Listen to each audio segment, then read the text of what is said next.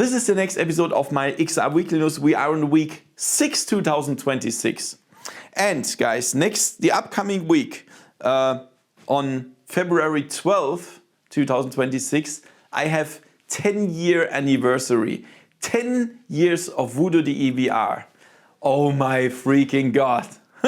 I'm doing that for 10 years now. Can you imagine that? And I will even create a video about this anniversary video with a huge giveaway. So make sure to check that out on February 12th. That's very important.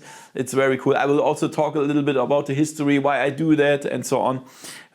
Really nice. 10 years. I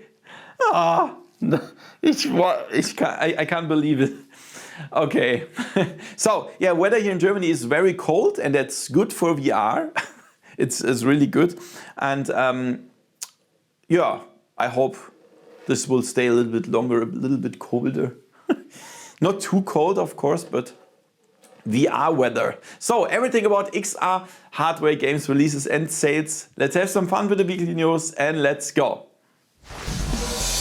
VoodooDE. Let's start, unfortunately, with bad news.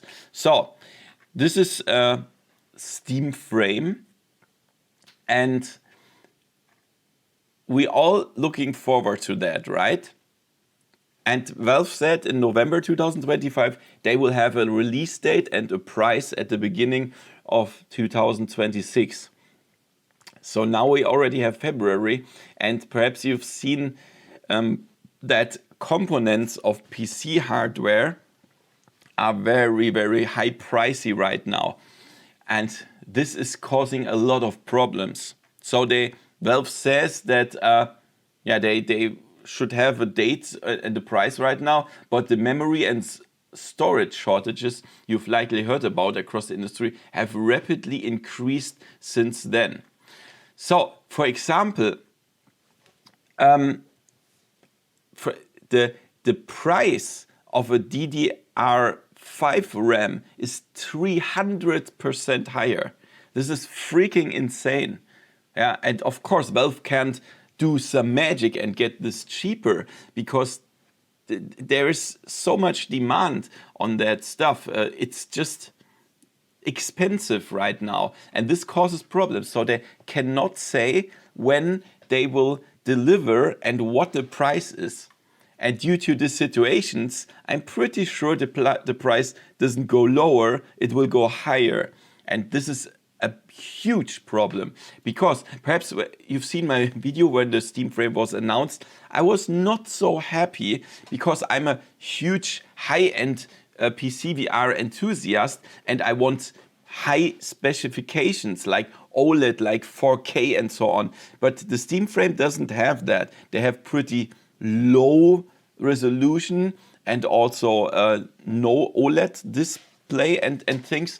And this is something that is okay, but only when the price is cheap, like with Quest 3. But now it could be problematic because Valve said it will be cheaper than the Valve Index.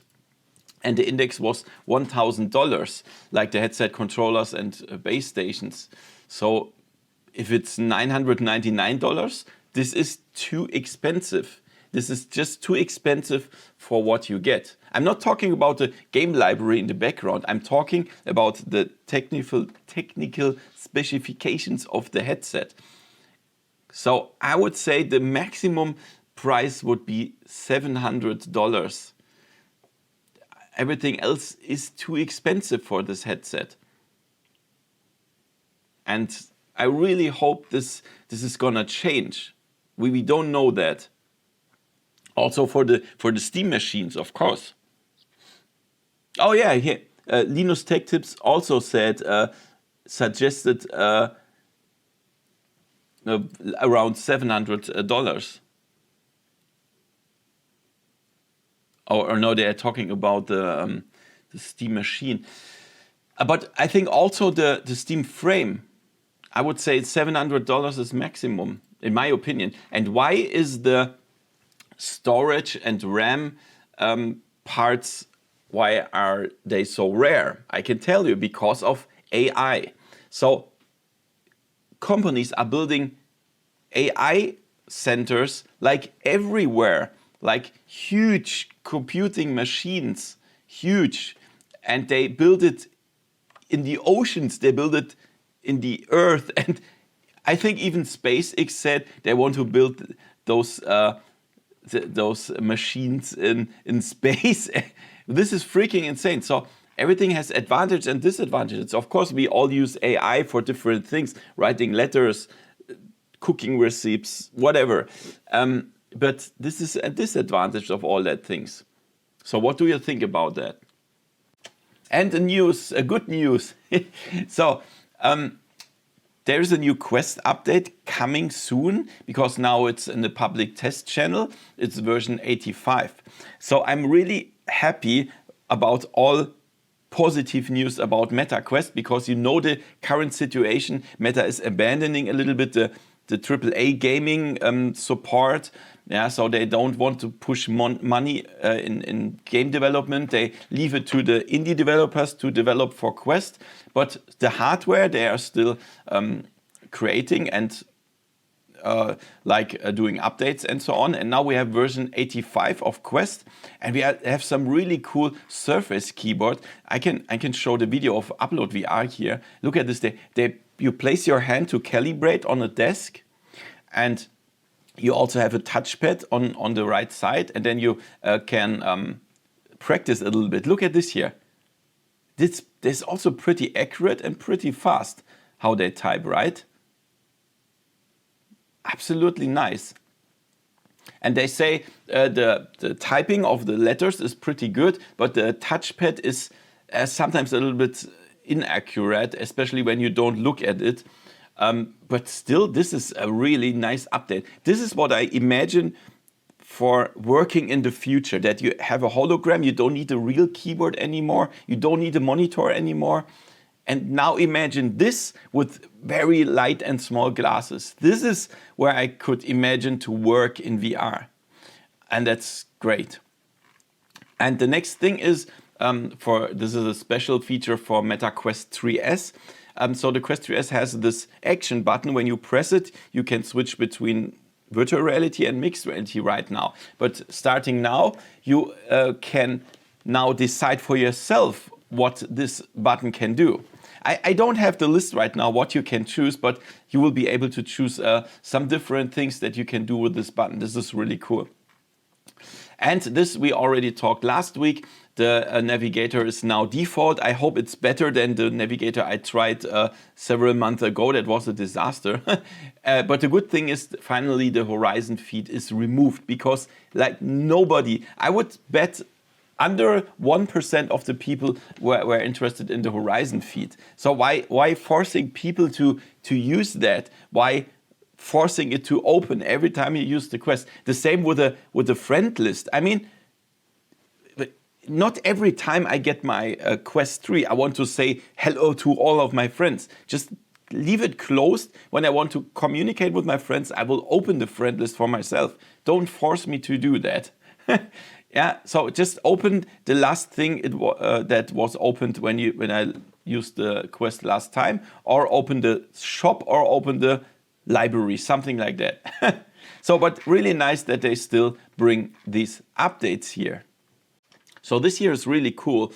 Meta and the University of Utah, they are exploring more functions with the Meta neural band. You see, this is the neural band. It's from the Meta Ray Ban display, and you put it on your arms, and then it measures the neural signals that come from your brain or from your hand and so on. And now imagine that you have some disabilities. You cannot move your hand, you're missing fingers or something like that. And then this band can still recognize the neural signals, because you don't need to actually move the hand, the finger, you just need the signal to do that. And then the band can measure that, and people with disabilities can then control something that they normally couldn't do, like for example VR or so. And this is fantastic. This is absolutely great that they are developing something like that for people that have this problem and still want to use the newest things. That's thumbs up. And this is gonna be really crazy here. So Apple acquired a startup, it's called QAI, and they translate silent speech into text. That sounds very weird. So now when I'm talking, I'm talking right now, and if somebody stands beside me, he can, of course, understand what I'm saying. But with this, we have like, you can dictate text by sensing the subvocal movements of your speech muscles. This is freaking insane. I don't even know how that exactly works. Like, for example, when I think about saying that, I don't know. I don't know how that works. Perhaps some people of you have more knowledge about this topic, but this is crazy. And I wonder what Apple is doing with that. I mean, they paid $1.6 billion to acquire that. So it could be very interesting. Perhaps if you want to work with the Apple Vision Pro somewhere where you shouldn't like talk about your topic, but perhaps it's secret or so, and then you can still dictate text and work without saying it out loud. Very interesting. And this one is crazy, I can tell you. So I told you like some months ago that Google is working on an AI that can create virtual 3D worlds. And now you can try this AI for yourself. It's there. But I think you need a Google AI subscription, the most expensive one. I have Google AI Pro, but I think you need Ultra or something like that. And that means that you can try it now. You can try it and it's freaking insane. Look, I can show you this video here. Like, check this out. You can first choose an environment, for example, moon or ants or here meadow. Then can you say, okay, go, or make a remix of that? And now you can say, this character is not so nice. I don't want a dog. I want a balloon animal rabbit. And in seconds, it changes the character of the game. This is crazy. And now you can control, you can set the controls, you can give the character another weapon, or in seconds, just with the prompt of the AI. And that's wild. This is freaking wild. For now, it's only in the beginning. You can create, it's limited to 60 seconds, I think. And you can only output a video of the experience and not the game itself. But check out how fast the progress in AI is, especially what Google does. Google is the king of AI right now. It's crazy. Even Apple bought the Google Gemini AI to use it in Siri. This is insane. But what I wonder is, like, where are we in 3 years or so? Then everybody can create his own video game. Is that good or is that bad? I'm not sure about this, because then perhaps on Steam we already have 99% bullshit on the Steam library, and then it's even more? Or is it getting better perhaps? If everyone can create a nice world, I don't know. But this is freaking insane. Short but a nice update of Xreal. Perhaps you know that Xreal has this upcoming Xreal 1S, or I think in the States you can already buy it. And this new glasses can convert 2D to 3D in real time. For example, when I watch my YouTube videos, I can translate them into 3D in real time. And now Xreal rolled that out for all the other headsets as well. For example, the Xreal 1 and Xreal 1 Pro, which is one of the best video glasses. And now it can also translate 2D to 3D. And if you considered buying that, now this is a good argument to buy it, because this is freaking insane. You can do it everywhere. Like when you are in the web browser, when you watch pictures, when you watch movies, everything is converted into 3D, and that's absolutely amazing.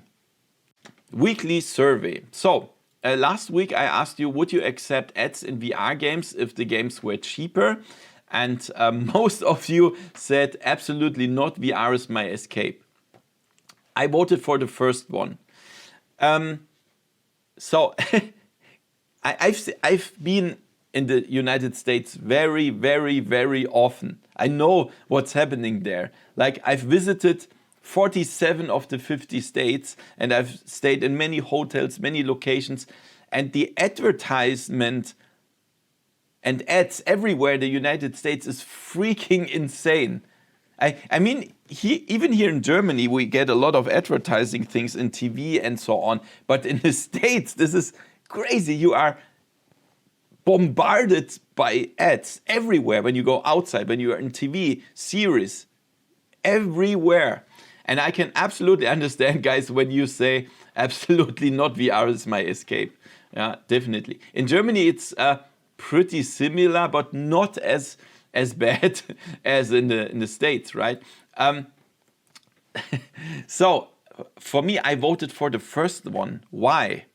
I mean, I also don't like ads and so on. And I think YouTube and, for example, Amazon Prime, they are completely exaggerating. It's just freaking insane. You are disturbed while watching videos, sometimes for 2 minutes or 3 minutes or so. This is too much, let's be honest. But for example, what I consider is, I told you last week, when we are in Half-Life Alyx and I walk through City 17, and then I see like a ad and on the side of a street, and it says, drink Coca-Cola or fly with Red Bull or something like that. I think this would be cool because for me it raises the immersion, because when I go outside here, I also see the ads, and like City 17 is the future city, but in the future there will also be ads. So this is realistic. For me, this would be more realistic. Or for example, when you stand on the balcony at the beginning of Half-Life Alyx and you grab these cans, like you grab them. Oh, that's a good example. What's that here? This is like a Starbucks cappuccino, whatever. And you grab that and you see, oh, this is a Starbucks. Like, this would be much more immersive for me to see real products and to squish like real products or Red Bull or something like that. For me, at least. I don't know, many people think different, but for me this would be like raise the immersion. So, as I said, this was the results of my German channel. This is from this channel here. And then we have the next survey of the week. And this is also about immersion. So the question is, please everybody participate in the description and in the first pinned comment. What breaks your immersion the most? Is it when you're sweating and, for example, the lenses get foggy and you have to put on the headset and clean it, and then is that a huge problem for you? Does it kill the immersion? Or is it the cable that touches your head or your legs? Do you prefer wireless? Is it the cable that kills the immersion? Or is it a small field of view? For example, or binocular effect. If you have the HP Reverb G2 or the Megan Super X Superlight 8K, they have a very small field of view. For me, this kills the immersion in those headsets. Is it perhaps this? Or is it stuttering or bad performance like that kills your immersion? Please participate, this is very interesting. And other people from the channel, you can also suggest a survey for this channel if you like. Just put it in the comments, of course. And somebody suggested, ask on the channel what the people want to see. And this is what I did, but of course not in the weekly news, because I asked the people, wait, where is that? Here. I asked what... I need your honest feedback. What's the main reason for tuning in? What topic interests you the most? And I asked, is it the weekly news? Is it PC VR? Is it Quest standalone? Or is it Smart Glass? Sorry, I forget to do it in English, but I think it's pretty clear. Ray-Ban, Apple Vision Pro, Galaxy XR. And the result is freaking clear on this channel. Most people want to see PC VR. This is crazy. I didn't expect that. I did absolutely expect that Quest and standalone is more interesting here for the people, but yeah, and I also didn't expect, especially from this channel here, because I think most people watch this channel from the United States, and I thought you guys from the States are more interested in the smart glasses, because when I walk through the States, I see much more people with this Ray-Ban glasses and so on than here in Germany. Because we have this freaking privacy things and Datenschutz and crazy things that keep us from being more modern. But yeah, that's why I don't know why it's only 7%. But perhaps it's this channel here because everybody started with PC VR. I don't know. But this will cause a little change on my channel, because if nobody's interested in Ray-Ban, Apple Vision Pro and Galaxy XR, I will not create like big videos, long format videos. Perhaps I will put that into the news or into shorts. That's perhaps better. But very interesting, yeah, high-end PC VR is more interesting for people. So guys, this were the weekly survey. Please participate in the description and in the first pinned comment. And let's check out the releases this week. As always, on Meta you get 10% off with my coupon code VoodooDE, and you can use it here for this game, because this is really nice. Pirates VR Jolly Roger. I played it on PC, and it's a really nice pirates adventure game with puzzles and a little bit of action and traps and so on. Nice environments. This is really cool. Of course, it will not look as good as on PC, but still you can get it for a Quest now and play it standalone. And then on Steam we have Aces of Thunder. I showed that game in an early version several weeks before. Check it out on my channel. And I think on Steam they have a little bit problems with the controls. That's why the reviews are not so positive at the moment. Hopefully they will fix it. But it's an action flight simulator, of course. And then we have Arvok Alliance SE. This is a space flight combat simulator. And then we have Rhythmic. This is a mixture of, I would say it's rhythm-based and also tower defense. Crazy mix. And then also on PlayStation VR 2 we have Aces of Thunder. This were the releases this week. Okay guys, and let's check out the sales. On Meta we have Organ Quarter. This is a really nice horror game for $17.99. Then Racket NX. This is one of my favorite sports game for Quest. This is a future squash, I would say, for $9.99. Then Last Labyrinth. This is a nice horror adventure, $19.99. Then on Steam we have the Talos Principle, 85% off, nice puzzle game. Fisherman's Tale 2, also a nice adventure puzzle, 70% off. Lucky's Tale is 80% off, nice jump and run. Mask Maker, also a nice adventure puzzle game, 80% off. Gloomy Eyes VR is a nice VR animation series, 89% off. And then on PlayStation VR 2, City Builder Cities VR, 80% off. Vampire the Masquerade Justice, 80%. Chernobyl again, 70%. Ghost Signal, Stellaris game, 80%. And Alien Rogue Incursion, 75%. So guys, please go into the description, and then you can participate in the weekly survey. That's very important. And perhaps consider a YouTube membership. You get behind the scenes videos, early access to my videos, WhatsApp VIP, and much more. Just check it out in the description. Thank you for watching, and see you next time in virtual reality. See ya. VoodooDE